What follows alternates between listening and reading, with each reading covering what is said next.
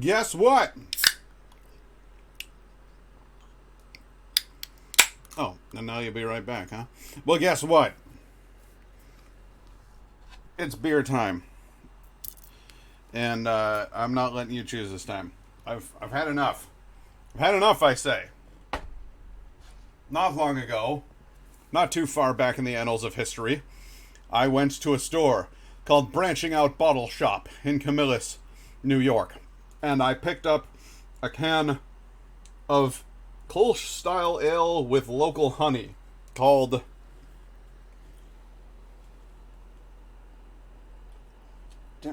called Perstephanie. With some lovely can art. And I've been wanting to try it for a while because I haven't had a Kolsch in eons, and a lot of the other stuff in my fridge is IPAs, and I'm just so bored of IPAs.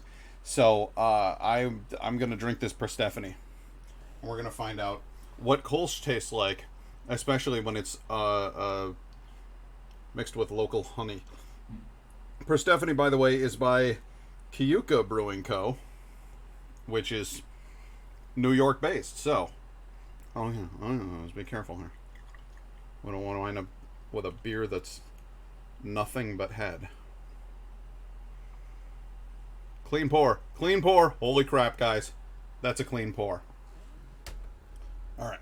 So, you're going to have a sniff.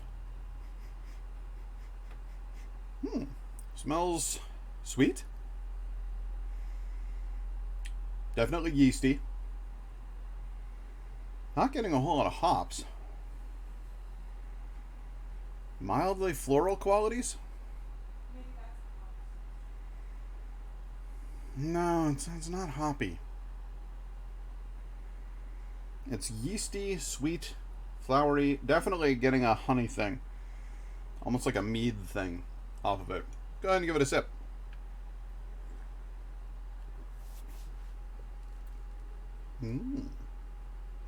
Well, I don't know what to make of that.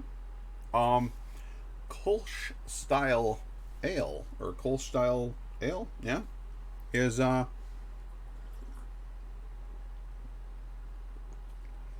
it's very thin, very lightly carbonated, not particularly zippy, doesn't have a burn to it, probably low ABV.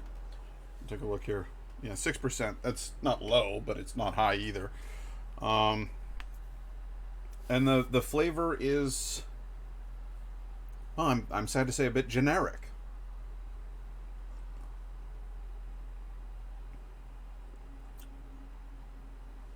But there's something about it that I do like. And I think it might be the honey. And then there's a touch of vanilla, maybe? A honey vanilla quality.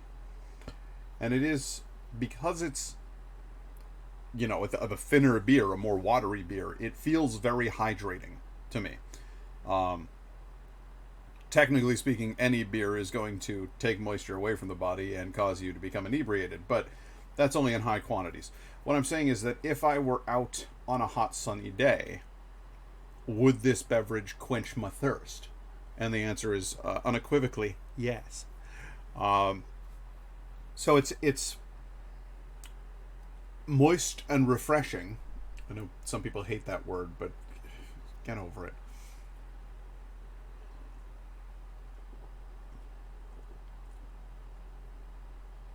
It's light. It's vaguely reminiscent of mead, if the mead had been kind of watered down. And then it has just a hint of that Pilsner quality, that mainstream beer quality that does not do it any great service. Mediocre, I'm afraid. Although, that's not being fair. It's not mediocre. Mediocre would be, I would say that this would be, this is above reproach. There we go. It has on the tail end. There's just a hint of that bitterness that comes with an ale. It does not taste roasted nor toasted. Just a bit bitter. Just enough to let you know it's there. But on the front, it's sweet, gentle, light, and refreshing. But yeah, this is just it's like a normal beer with honey in it. Like if and I hate to make a comparison between like Coors and Miller or that kind of thing, but it just tastes like regular beer with a little bit of honey in it to me. So that's what we've got. It's nothing to write home about. Frankly, I'm gonna let Indigo try some, and then I'm not going to soak the damage of consuming alcohol on this one. We're gonna have to bust.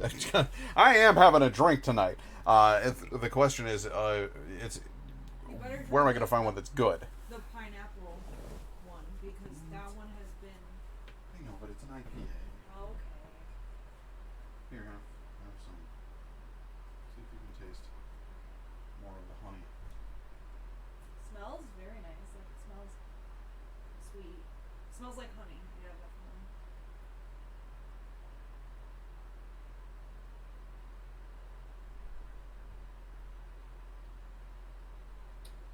I'm definitely getting the sweetness and a little bit of the bitterness. I don't know, it just kind of bores me a little bit, to be frank. That's exactly where I'm at. But it might be good, like you said, like in context, like if it was like a nice summer day and you're outside, you know, on like a deck in the Adirondacks or something. Yeah, no, I see that. You know what I mean? Like I wouldn't hate it, but I feel like it's just not. Maybe we're just used to the weird beers. I think it's probably exactly. And that might be the thing, like because we're used to very strange, or like, I don't know, more adventurous beers with many complex flavors. We like the weird shit. Yeah. It does have a nice feeling in the mouth.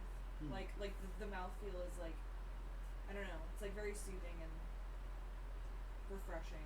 It's like quenching, but again, it's not really something to write home about in my opinion. The final verdict: not something to write home about, but it is quenching. Perstephanie here is lawn mowing beer. It's a hot ass day. You're out there pushing around the lawnmower. You're sweating bullets. You need something to quench your thirst and cool you down. And you could grab one of these.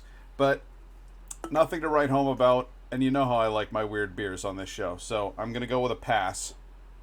But not a criticism. This is not bad beer. It's just not weird beer. And I like weird. I think that's more of a beer for like the average beer drinker. It's a normie beer right here. I don't want to say it's normie beer, but like people who like, you know, like people who like the kind of mainstream beer. Yeah. They would be fine with that, I think. Is that my dad would like this? Yeah, my dad would probably like My dad would really like this, actually. He'd be like, ooh, is that honey in there? And I'd be like, yes. Subtle, isn't it? And then all right. I'll be back with something different. Hang tight.